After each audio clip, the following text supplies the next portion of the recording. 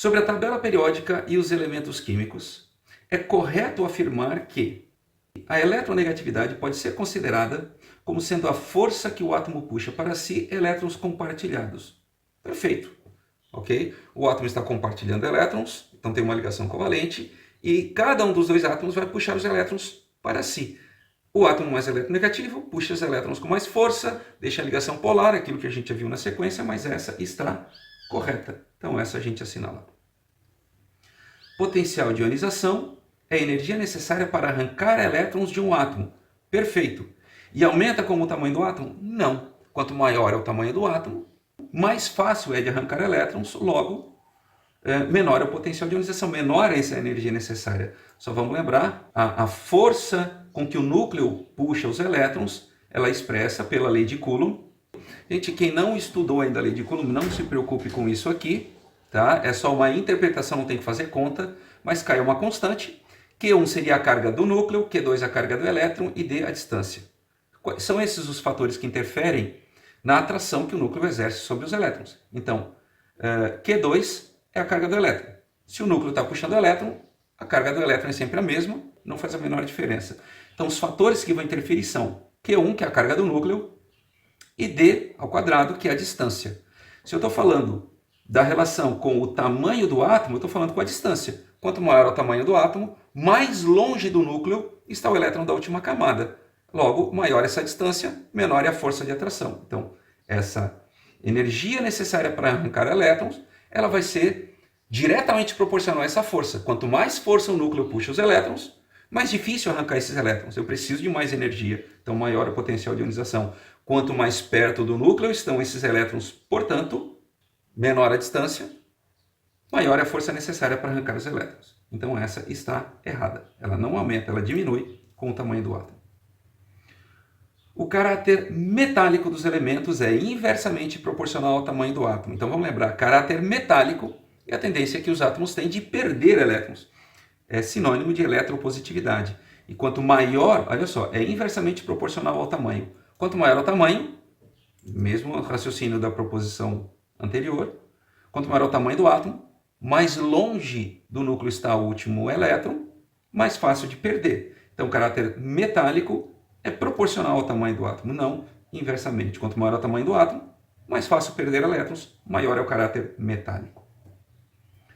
Aqui, o raio atômico do magnésio é menor que o raio do sódio, porque ele possui um próton a mais. Então vamos primeiro analisar, vai na tabela periódica.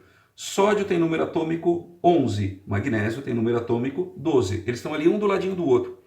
O número de camadas é o mesmo, então em tese, em princípio, se depender do número de camadas, o raio atômico não deve fazer muita diferença. Só que, se o magnésio tem um próton a mais no núcleo, aumenta essa carga, ele puxa os elétrons todos, puxa a eletrosfera com mais força, então acaba diminuindo um pouco o tamanho do átomo. Raciocínio semelhante àquele exercício que a gente fez anteriormente, em que comparava os íons isoeletrônicos. Quanto maior o número de prótons que eu tenho no núcleo, mais força esse núcleo faz para puxar os elétrons, então ele acaba aproximando mais a eletrosfera do núcleo. É como se as camadas ficassem mais próximas umas das outras, elas ficam mais amontoadas, vamos colocar desse jeito.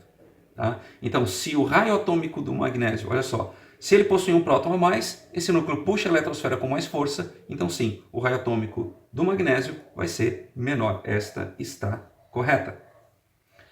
Os calcogênios e os halogênios são elementos de elevados potencial de ionização e afinidade eletrônica. Vamos lá, calcogênios e halogênios.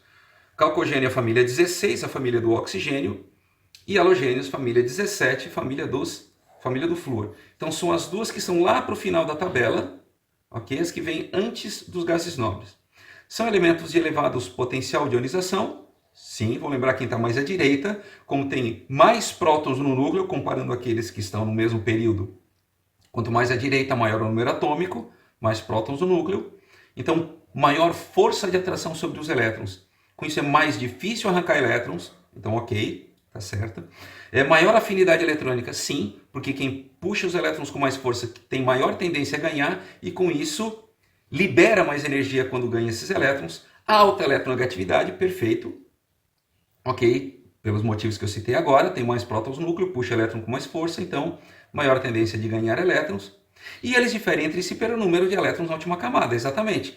Os calcogênios da família 16 têm 6 elétrons na última camada e os halogênios têm 7 elétrons na última camada. Então aqui está errada. Os halogênios é que têm o número de elétrons maior.